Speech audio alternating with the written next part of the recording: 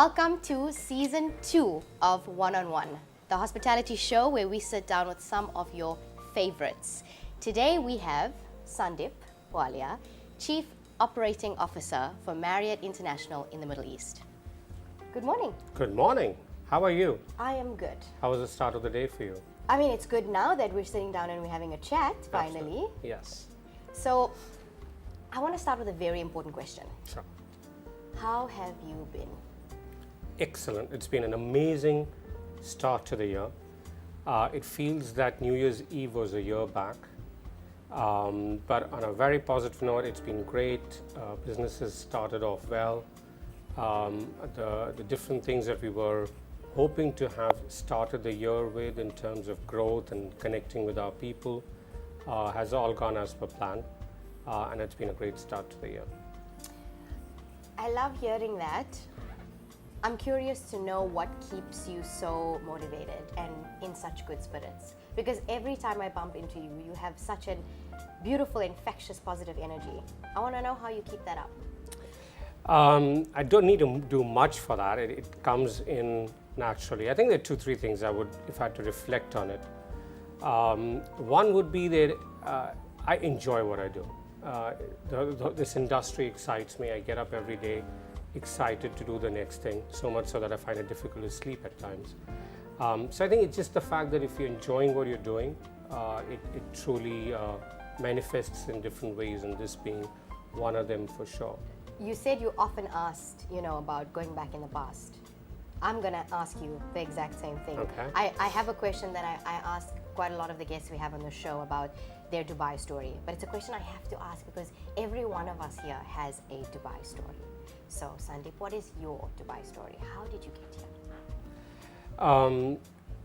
I started, first of all, if I had to go back into history, in hotels in an interesting manner. My father was in the Air Force. This started back in India, and we used to travel a lot. He used to move around every 2 to 3 years. So this whole bug of travel started back then. And every few months when there used to be a break, we used to go to this officers' mess or a club, which is my first kind of connect to the business we kind of are in terms of hospitality. And I felt that it's amazing how this business works. It's like an innkeeper, that somebody is welcoming you, making you comfortable, offering you a meal, end of the day creating a memory or an experience, and you're paying for that. Great business to be in. And that's where my first interest started, because of travel and because of this whole cycle, which felt so exciting, a nice business to be in, to create memories. Right now, I'm sure the next question you're going to say is, how many years back was that? I sneaked it in. Yeah, that was about when I was 20. 20. Yeah. I ask you that question because I wanted to get a sense of when that hospitality bug grabbed a hold of you for the first time. Yeah, I think that was the time when I felt, okay, I need to explore this business a bit more, only to realize that a few of my other friends also were kind of getting into, because you're in a similar kind of a setup, and they were doing hotel school. So I did my hotel school from India, and then I joined Oberoi School of Management, which is like more of a postgraduate course. So what was your first job in the industry? That's an interesting question, and it also links to a bit of a learning that I have. So if you indulge me with this story, it was this was back in Bombay. So I'd kind of moved from, now it's called Mumbai in India, but I'd moved after doing the Oberoi School, and we were a group of graduates who went to the Oberoi in Mumbai, and it was all set to be in the front of the house. You've just graduated, you have your own mindset of what's good and what's bad, and I felt for some reason that if I'm in front of the people, people will remember me more, and I'll have a better career. So the GM asked me, say, where would you like to be? And I said, I'd like to work in the front of the house, at the reception, in the lobby. And later the next day he says, you're going to be working in Butlers. So I thought, okay, this is it. This is the end of my career. I wanted to be in the front. Now I'm sent at the back, and I go at the back, and there's a butler pantry there, which is kind of the heart of the house. Not realizing that sometimes we just judge opportunity that comes our way from our own lens, but somewhere the dots connect or the lines come together, however you might put it. But it turned out to be one of the best experiences and the best start of my career I had. One learned a lot, one came across so many different VIPs, because that is what we were doing in terms of being butlers to them. And it kind of really brought me in the forefront and taught me a lot. In fact, fun fact, the first celebrity I was a butler to was Michael Jackson. It was 3 days of great fun. In fact, I still remember it so vividly that he said, you do. Yeah, he said that, are you coming for my show? And I said, I can't afford it. He says, you don't need to, because you're coming in my bus. And I said, listen, I need to take permission. I won't tell you whose permission I had to go and take, but when I was taking permission of the person in the hotel, the person turned around and said, it's approved, but you need to ask him for 2 people. So there, but it was a fun show we went for, one of the best ones. Look at that. Yes. And you thought being in the front of the house was going to take you to Michael Jackson's show. Yeah, there we go. But it was actually the back of the house. Heart of the house. I really appreciate the insight that you were so brave to admit to, is that absolutely. we all have that perception that to be seen is to be acknowledged, and that's how you get rewarded. True. So that was a very, very good point that you brought up, especially for this industry, I think. Now, the journey between where you were at your first job and where you are now is not a short one. I mean, you've been in this industry for over 25 years. True. Can you give us sort of like the journey, if you will, from then to now? Because I agree, that was quite a rock and roll start to hospitality. But how did you get to where you are now? Sure. How many hours do you have? All the time you need. Oh, you're sweet. From there, I felt that it was time, after having done a few roles within India, within Oberoi's, I felt it was time to get out of this comfort zone of being in your own country where, you've grown up, you know everything, how it works, and explore the world. I mean, there's so much more happening. One would read about it, the industry outside. So I raised my hand and I said, listen, I really want to kind of move out. So I moved with Oberoi Hotels to Egypt, which was my first posting out of India. It was I still remember, it was an all-suite property in a place called Salashish in Egypt. And I must say, there the learning was that it's important to get out of comfort zone. To get out of an environment where it's your own. Somewhere comfort zone is like an enemy to being successful. So that was a big takeaway. It was an opening of a resort, not an environment where you're grown in. In parallel, we were just having our daughter, my wife and self. So there was a lot happening personally as well.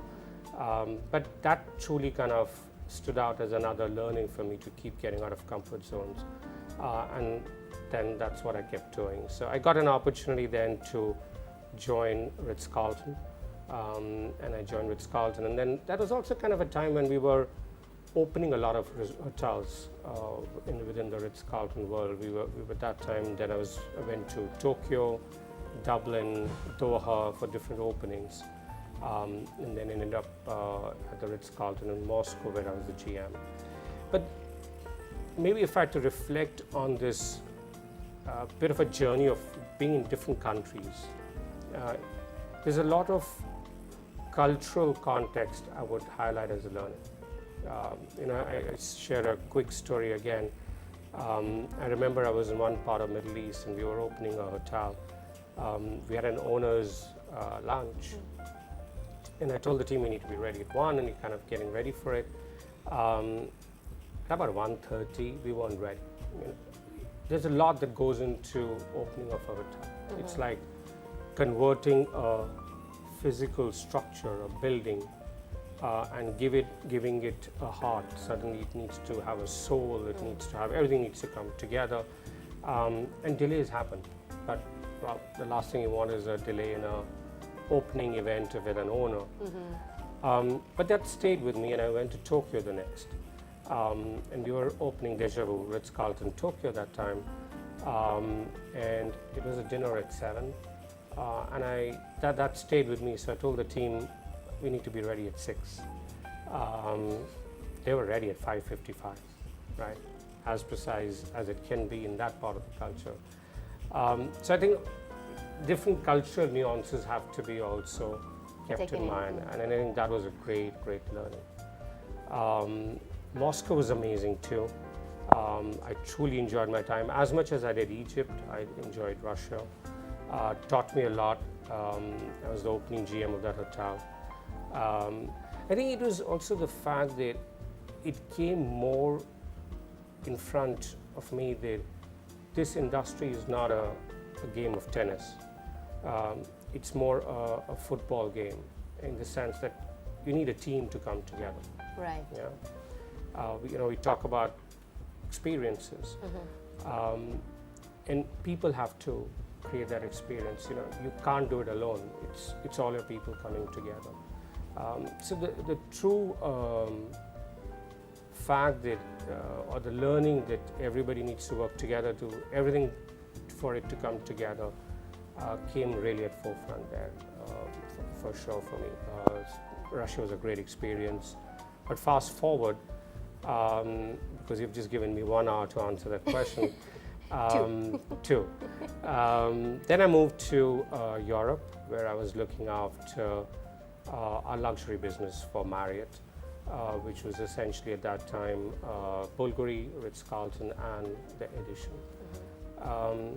That was a hard-hitting learning for me, and I say that because here you are.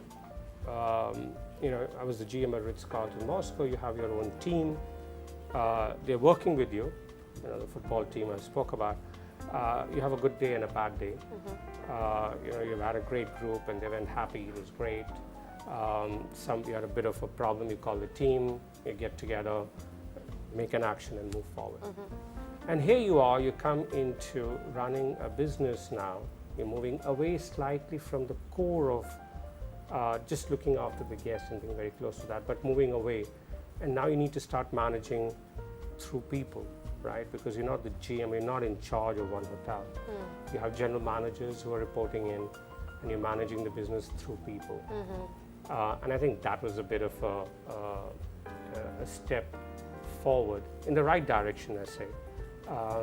But a lot of learning there, so suddenly from this hands-on leadership, you kind of need to move to leadership where you're going to influence people and make things happen, evolving. But I think that led me to realize that coaching as a leadership style is great to do versus, just jumping in and being hands-on every time. And I think life is a balance between both.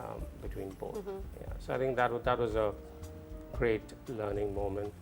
And then I felt that I'd done a bit of Asia, done North Africa, having done Europe, I felt it was time to do Middle East. So coming back to your previous question, that was my journey back into, or rather into, not back into, but into Dubai. Into the wild, wild east. That's right, absolutely. And in what year did you get to Dubai? I know I bring in the year now, but there's a point to it, I promise. What year did you get into Dubai? It was about 5.5 years back. Relatively, that's a small amount of time, right? But for this region, so many things can happen in 5 years. Absolutely. What did the hospitality industry look like when you walked through the doors? Good question. A very good question. So I think I saw the graph wrong.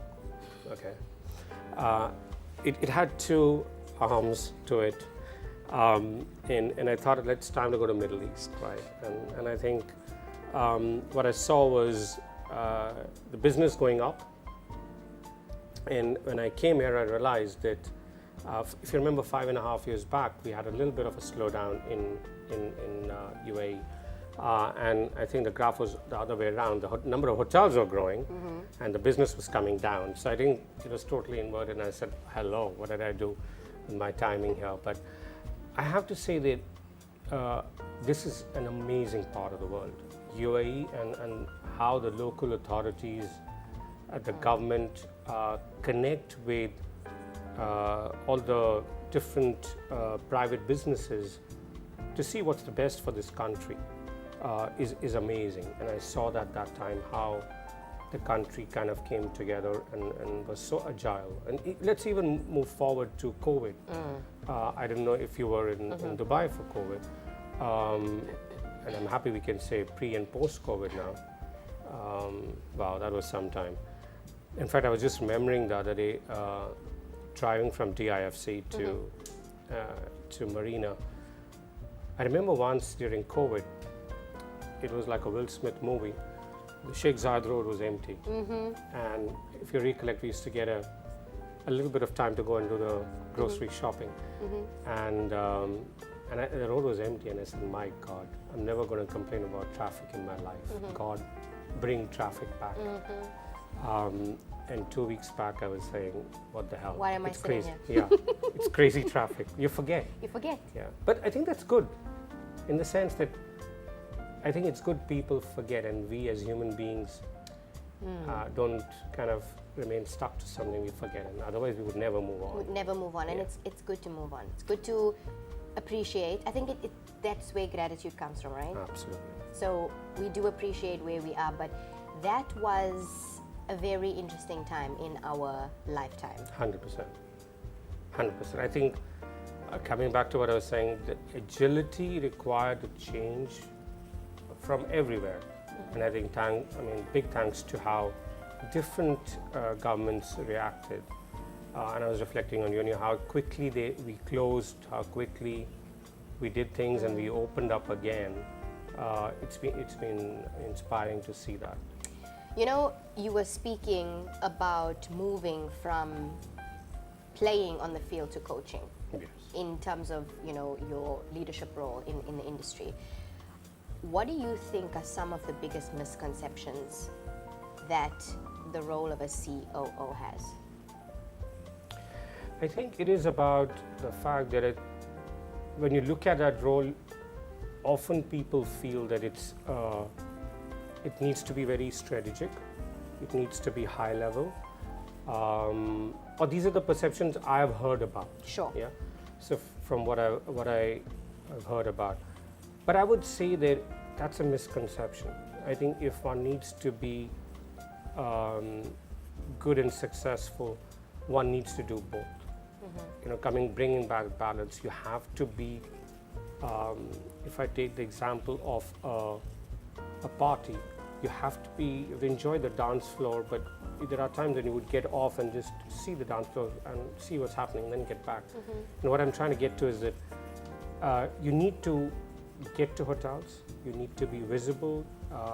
COVID again taught us that businesses can't be run through Teams and Zoom. You need to be with your people, and I think I want to come back to people. We'll circle back on that one.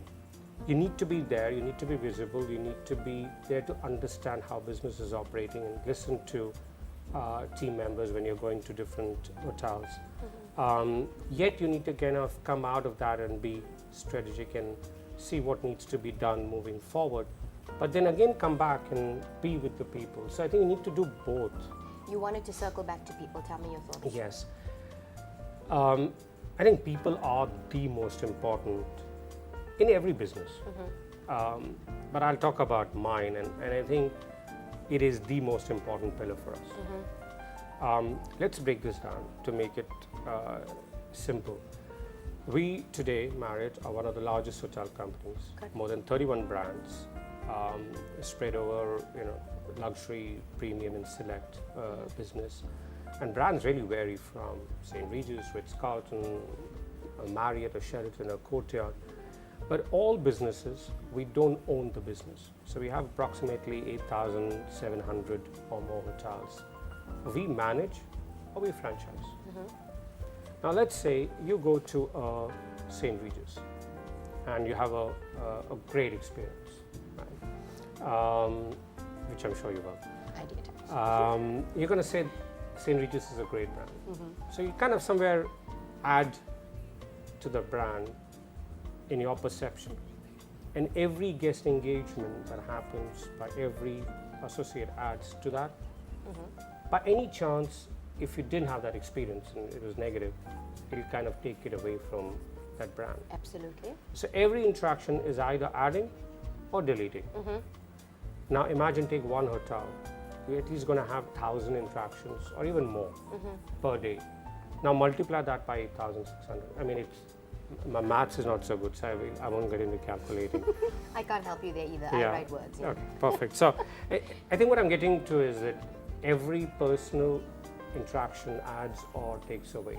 So these brands, which are the only thing we own as a business, are brought to life by people. So if people are not important, what is? So I think people are the most important to our business, and focusing on that pillar is a very important part of the role. You know, Sandeep, that was a really, really good illustration and different. It was a different illustration. A lot of people often say that, you know, like, this is a people-first business, we're people-centric. For you, how do you make sure that that is not just a statement and it's something that you wake up every morning and do your best to make it a reality? Good question. And can you indulge me in a story? Of course, always. I love your stories. Okay. This is a story again of the famous COVID times, and we're just opening up, and I was in terms of the different parts of Middle East, and I was touring Saudi Arabia. It's a great market. It's a big market for us, so much so that this is one of the markets where we have 39 open hotels and we have 46 projects. The projects are more than the open hotels. And exciting times. We can talk about that too. But Saudi, and then I told the vice president that time that, listen, back it up. You know, back up the agenda. I want to make it to every hotel, get to the properties, see the places, meet the owners, and kind of connect with the teams. You know what, we all have been locked up, so time to kind of connect. I think he did take me seriously, which I'm happy about, but I think it was about end of the trip, and I still remember clearly, we were in Jeddah. It was at the Sheraton in Jeddah. We were sitting there, and I was like, I'm done. I mean, he's really packed it up. It was 2 weeks tour. And I didn't have COVID, but I think I was coming down with a bit of being tired and a bit of a cold. And so he said, we have half an hour, and then we're meeting the team for dinner. So he kind of walked into the room. I had, okay, let me just go back to the room, answer all the missed calls. Right. I get to the room, and there is a note from a housekeeper. Okay. And it said, you know, Sandeep, you're part of our family, and you're getting a little cold. Why don't you take this tea? It was made of hibiscus flower. Just put in hot water, and said, you know, go sit on the balcony and enjoy this, and leave your phone behind. You are part of the family, and we care. And this was a housekeeper who'd written that. Now, very nicely done. I did listen to her or him because it said the housekeeper. And I left the phone and then enjoyed my tea. Now, when I was doing that, tea or the liquid, which was the hot water, sitting on the terrace, I remember that few years back, I think it was 10 years back, when I was looking after Europe, we had Mr. Marriott come to Vienna. Wow. And I had the good fortune of spending 2 days with him. He landed, and we had kept his first evening free. And he landed, we welcomed him, sat in the car, was driving to the hotel, and he said, what are you doing this evening? Are you free for dinner? And you know, in my mind I was saying, Mr. Marriott, if I had anything, I would cancel and be there for that dinner. Yeah, sure. Let me check. No, I said, yes, of course I'm free. And I said, but I thought you would be tired, so we kept your evening free. And he said, no, this is important. I want to have dinner with you. So we had dinner. Long story short, during the dinner, all we spoke about how it is 1 hour before the dinner, you're rehearsing all your numbers and Right. this hotel, that hotel, Yes. this number. Make sure GOP to remember margin. to say that. Yeah. Yeah. 3 things to say, and all the good stuff. But all we spoke about was personal. He spoke about how I was part of the family, what was I doing, and that time I was doing an executive MBA, why I was doing it, what was it all about, my family, what do I want to do next. So for him, that dinner was all about me. Here you are, Mr. Marriott, talking about me being part of the family and the family and the people culture coming out. And here you are, fast forward 10 years later, COVID, sitting in the terrace, hibiscus drink, if you've forgotten. A housekeeper saying that. A big learning that culture and people first and focus on people is not the role of a CEO, Mr. Marriott, or it is everybody in between, from anywhere to anywhere, any discipline, any position, a housekeeper, kitchen steward, it's everybody. But I think it's everybody's role to talk about it, share examples of stories like this, that this touched me for sure, both Mr. Marriott and that housekeeper, and it connects, that the life or everybody in between is involved. And I think all one can do is keep talking about it and keep bringing that people focus and culture. The more you repeat, the more it's going to spread. I mean, the story has definitely touched me. I think it's so beautiful to walk into your hotel room. It goes beyond personalization. I don't even know what to call that. Literally, you feel like you're home. You've come home and your loved one has left a tea because your throat was a bit scratchy. It's beautiful. Something came to mind that I'd love to pick your brain on. Sure. You mentioned numerous times in this conversation about the importance of this being a people-focused business. Do you think that is something that you can hire for, or can you teach? Because I'm not going to lie to you, Sandeep. I've been to some places which will remain unnamed, and I have gone in and I can off the bat tell, it's either this poor person is not in a good mood today, or they're just not a people person, and that's okay. I'm just gonna, check myself in or get my table and just call it a day. But is it something you can teach, or do you hire for that person, that people person skill? I would say, for me, we would hire more for that people person skill than a technical skill.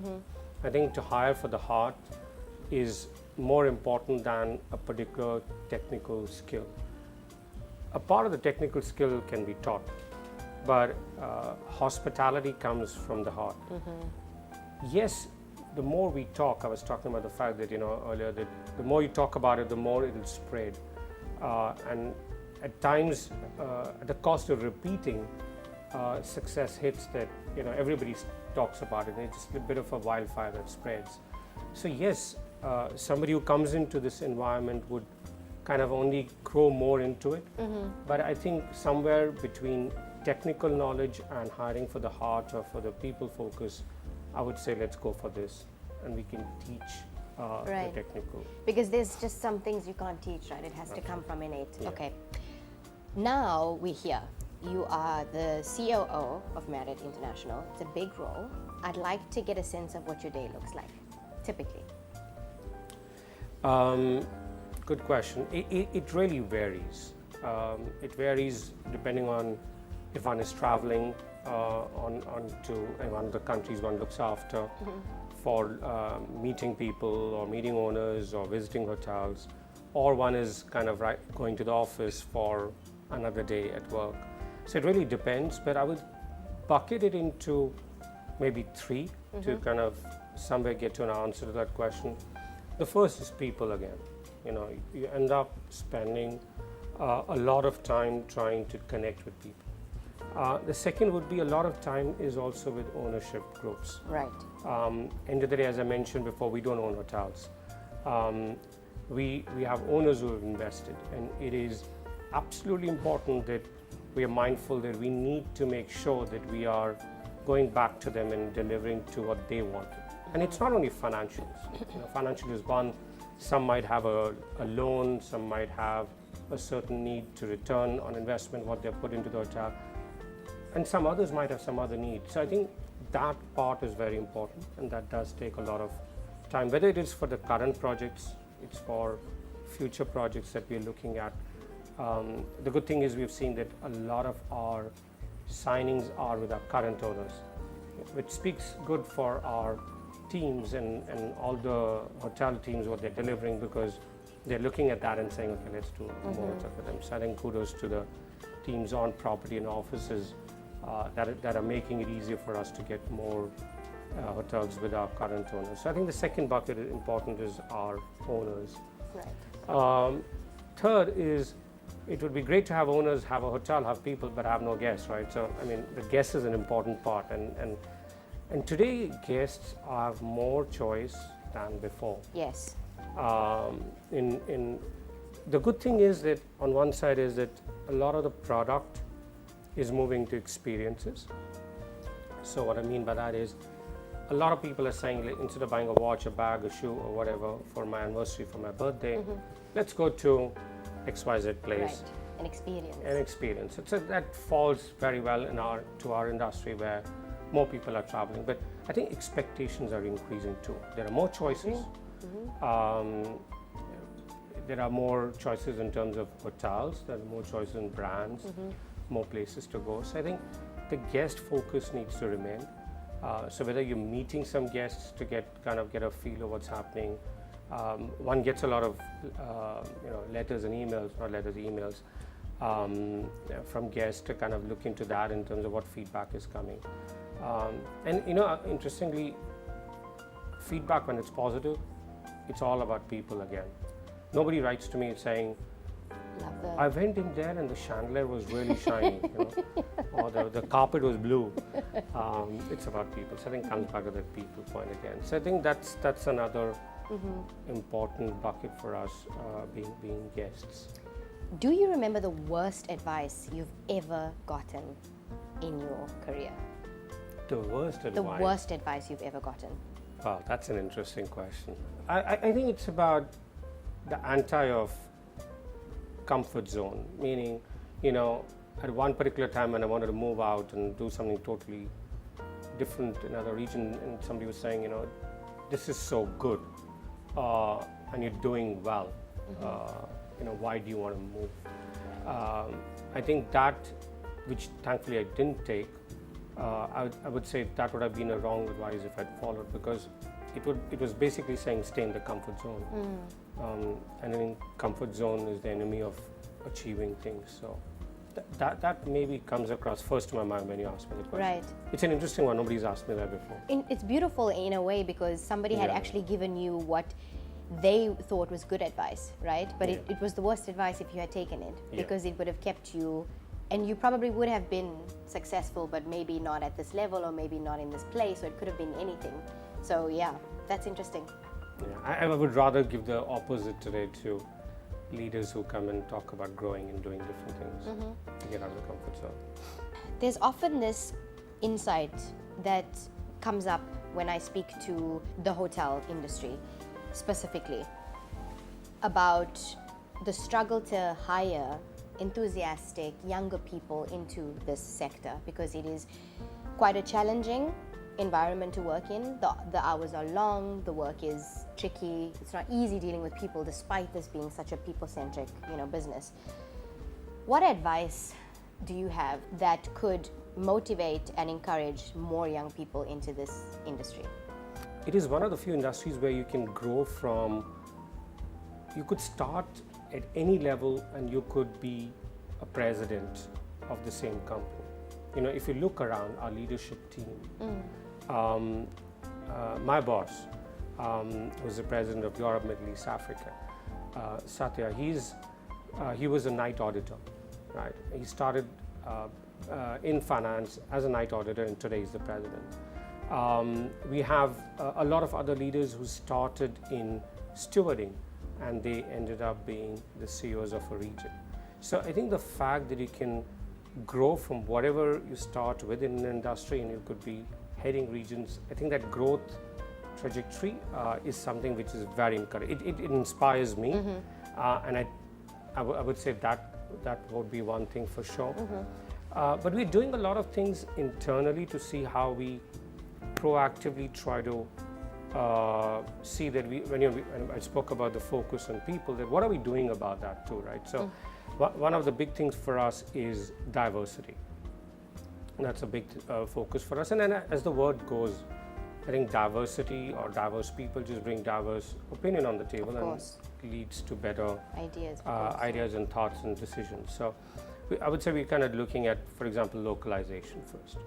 And one often visualizes diversity as only women and men leadership, but I mean diversity from all aspects. Yeah? So let's talk about localization. Saudi Arabia expanding a lot. People are starting to travel for tourism too. Before it used to be a lot of business only, but authenticity of service will come in when people from Saudi are doing the service. So we just opened the St. Regis in Red Sea, and we have 45% of our people who are from Saudi. We have 46 projects to go. We need to continue doing that. So we're kind of doing a program called Tehseen, which is a program where we've tied up with Cornell University, and we're doing how do we grow the local talent. It's not only the service part of it, but success will be that our hotels are led by general managers who are Saudi nationals who have grown from this program. So one kind of bucket we're focusing on is localization. So connecting back to your question, when people would see that, they would kind of know that it's a reality, that they can be GM, they could be leaders, and that would encourage the young Saudi community to kind of join the business. We also focus a lot on women in leadership. So we have a program called FLY, not literally, but FLI, Female Leadership Initiative, which we're doing in different parts of Middle East too. We're doing Qatar, we're doing UAE, Jordan, in Turkey, where we're looking at bringing different women who want to grow in the business. Now, it's not that you need to say that this is a focus or push it. It's about bringing them and creating an environment where we have mentors for them. Bringing in stories of different female leaders who've gone through a few things that come in their own way, maybe. So then it's kind of a lot of the female leaders seeing that there is an opportunity to grow. The last maybe example to share, then we move on to something else, but is also iJobs, which we started. And iJobs is, to your point, the youngsters want to grow fast today. Yes. Yeah, they want to say, I want to learn this, I want to learn this, I want to grow. Instant gratification, yeah.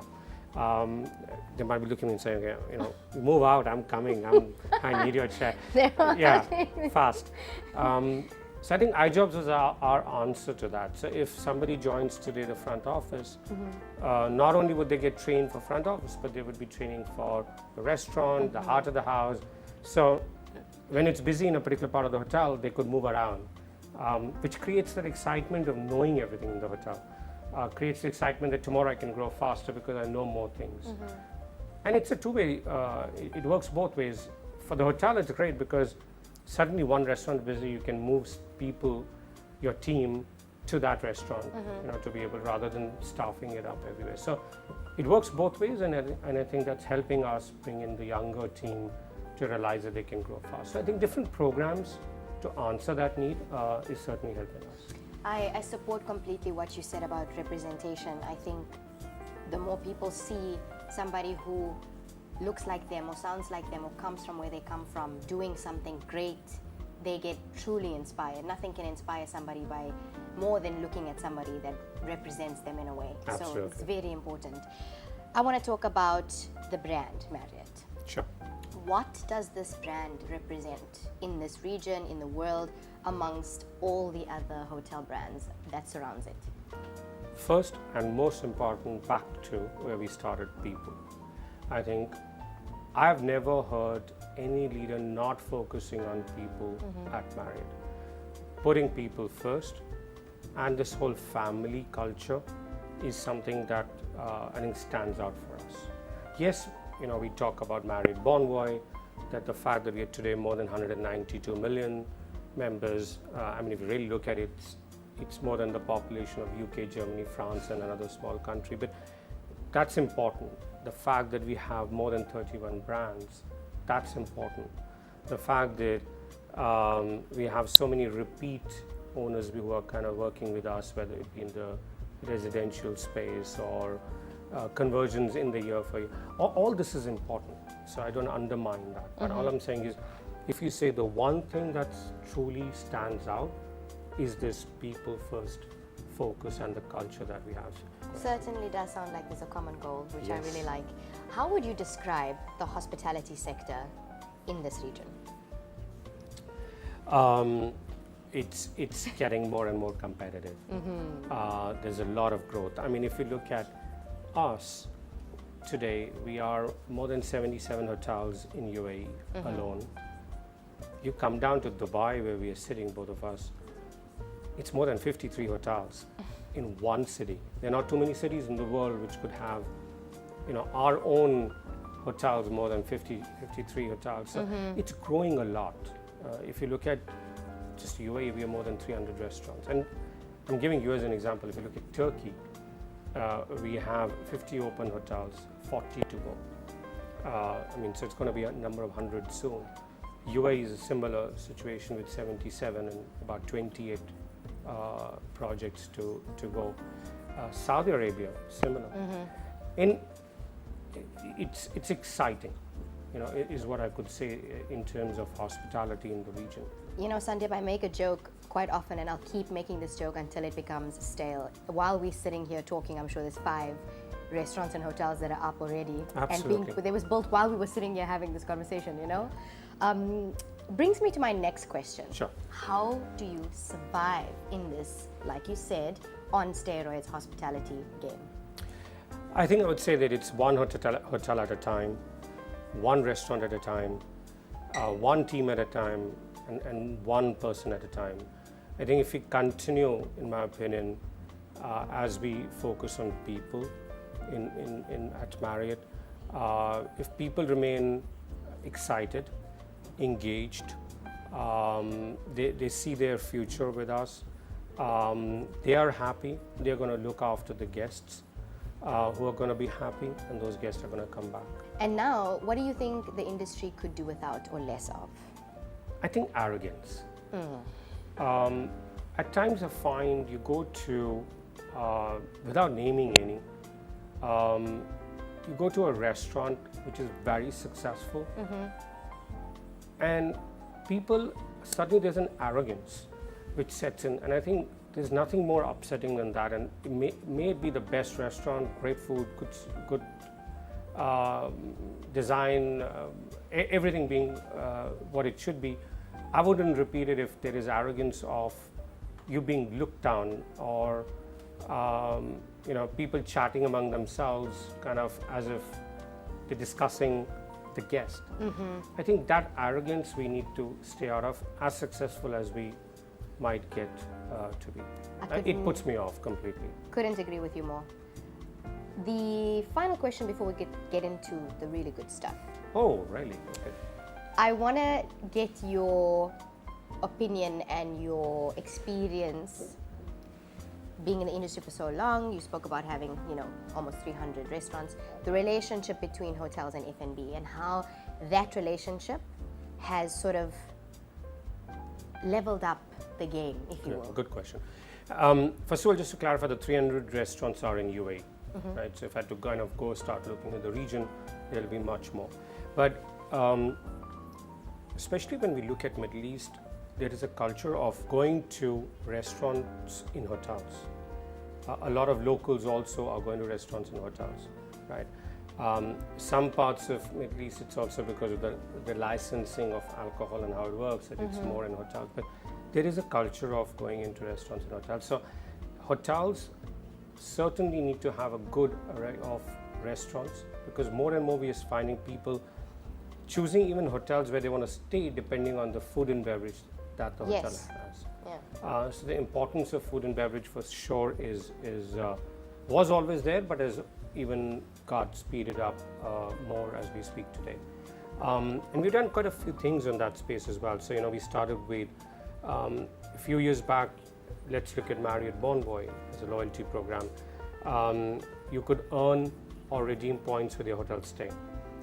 Today, you could go into a lot of our markets in Middle East, including UAE, Qatar, where you can go and earn or redeem points in the restaurants. And we're kind of spreading this to the entire Middle East now. Hopefully by the end of the year, we would have done that.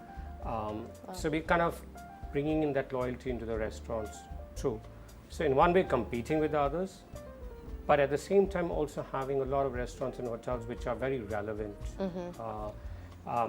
So that not only the standalone restaurants or concepts doing well, but also the hotel restaurants. So a very important question that people are actually choosing hotels today with the restaurant options they have. It's definitely become a consumer behavior pattern. This Absolutely. is how travelers are choosing to go everywhere now. Absolutely. Can you give us a few exciting highlights for what to expect from Marriott? In terms of, first of all, when we talk about growth, we spoke about a few markets already. So we still, if this question was 2 years back, I would have spoken a lot about Qatar as we were doubling up from 10 to 20 for the World Cup. UAE was growing a lot. We were opening our 50th property, and we still have 77 and 28 to go. So, but currently, where we look at it, a big growth is coming to us from Saudi. So that's certainly a market to watch. We recently did a survey with our loyalty members, Bonvoy members.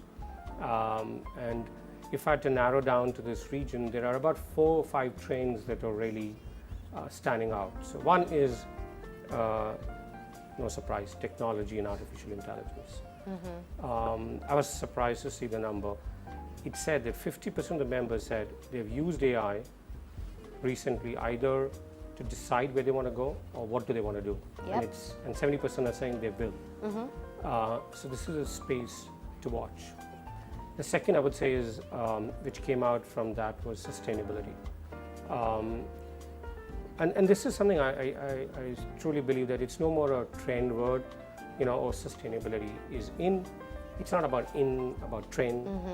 It's a reality, and everybody realizes that this is our earth. We're staying in it. We need to do something about it. So I think there's a personal connect to the sustainability for everybody. So there's a lot we are doing in this space, and we can talk about it if you have time. The third that came out was slow vacation. To slow down, disconnect from technology. If you say, what are you going to do to challenge yourself next Sandeep? I think I'll say I'll do a slow vacation because for me, disconnecting with technology is not the easiest. I forgot my mobile phone the other day. Oh, the world came to an end, I'm sure. I felt naked. But I think slow vacation is coming up where people are saying just disconnect from tech and kind of slow down and connect with where you're going. So I think that came out that they want to do. Another thing which came out was about taking more frequent breaks, not necessarily going too far out, but going to places around. I'm sure might have been true for you too, that a lot of times you say, oh, this is close by and I'll go later. Let me just go there. Yes. That's coming back, kind of a duplication where people are saying, I want to go close by, shorter break. So I think that would be something which we would see more of, or the survey has shown that people are saying that they would do more of. And then we saw this during staycations, if you remember. I mean, COVID started this whole thing of staycation. Yes. So that I think would be something which we would see more of as per the survey we did. Personally, I also feel this concept of leisure is going to continue, and we need to make sure that we are looking into this. And I'll share a practical example. So I got you get the feedback or reports, or there's so many analysis of, what we are doing well with, what we need to do better, or what guests are telling us. And interestingly, I found a resort, one of the biggest things to improve was the Wi-Fi speed, and a demand for a spa in a city hotel, which kind of ties up with the whole leisure part, right? That business and leisure are getting mixed here. So even if people are on a resort, they're kind of checking their they're connected with the Emails, tech or so. Maybe they want that slow vacation, but they are connecting and they want their Wi-Fi. And they're traveling for business or work and they're in a city hotel, but they want a bit of downtime and get that treatment. So I think that is something that's going to continue for sure. But in terms of growth, we are also seeing a lot of growth in residential projects, branded residences, both in terms of monthly rentals. We opened Element a few years back in Jeddah in Dubai. It's been running almost full house from almost month one. A lot of people have started to move out into branded residences, and it's in select or premium or luxury space, not having the thing of looking after the services or the electricity bill and the internet and everything is taken care of. Kind of effortless. Yeah, effortless. So I think they want that to be taken away from their plate, and so we're seeing a lot of branded residences doing well, and a lot of sold residences. I think I'm sure you've seen. Your smile says you bought one recently. I wish. Yeah, I wish too. I bought when I'd come. We're seeing a lot of like W residences or Ritz-Carlton or the St. Regis residences, and I think that's from the fact that people are traveling, staying in different brands, connecting so much with it. They're saying, I want to live in this space, and so we're starting to see branded residences do a lot too.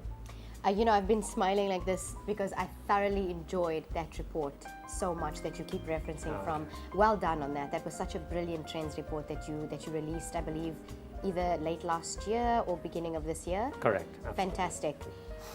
I do want to ask you what is next for you personally. What's your next great adventure, Sandeep? Wow. On the professional front, something which has kind of been with me for a while now is continuous learning in terms of doing something every year to just add on. So I think education is similar. That you often say, will this help me? But I think till the time you just can buy it and kind of just go through that learning experience, you kind of don't get to win it. So I think that for sure I would continue on. And the second thing I feel personally is that I've been very fortunate. I've had along my journey great mentors, great sponsors who have kind of believed in me and shown me the staircase to kind of walk up to the next level and kind of do something more. And I think I feel it's time to kind of do the reverse as well. So I think kind of keep somebody showing me, but also keep doing that for a lot of other leaders. Paying it forward. Yeah, exactly. Well, we look forward to you doing all of those great things and then coming back and telling us about it. Now, are you ready for the exciting part of this All right. interview? Okay. Not that the rest wasn't exciting, Okay. but this is the hard questions. Okay. Are you ready? This is like this, this feels like this is the tough hard talk, questions. yeah. This is the tough questions. Okay. So we have a segment on the show. It's called This or That. I'm going to just throw out some things at you without thinking too long. You're just going to tell me what resonates. Okay. In-room dining or buffet? Buffet. Savory or sweet? Savory. Ocean view or city view? City view. Okay. Fine dining or street food? Street food. Summer holiday or winter holiday? Winter holiday. Very nice. Sandeep, it has been an absolute pleasure sitting here and chatting to you and absorbing as much of your experience and your skills and your wisdom as you have imparted on us. Very excited to share this episode, and I'm grateful for your time. So thank you for sharing. And I also want to say something. One is to thank you for your time, and must say that it didn't feel like a interview or anything like that. It felt just like sitting in a bar having a conversation. I really appreciate it. Without a drink. Without a drink. We'll fix that. Yes, exactly. But I felt the same way. I think your energy is something very special. I think a lot of people feel that way, not just me. I'd like to think I'm special, but I think a lot of people feel that. And we're just really grateful that we get to steal you away from your busy day for this much time so that you can give us all of that juice you have in you and we can share it with the rest of the viewers. Thank you so much. Thank you for your time. Thank you. It's been a pleasure. Thank you. This was Thank you great. so much. Thank you. Thanks.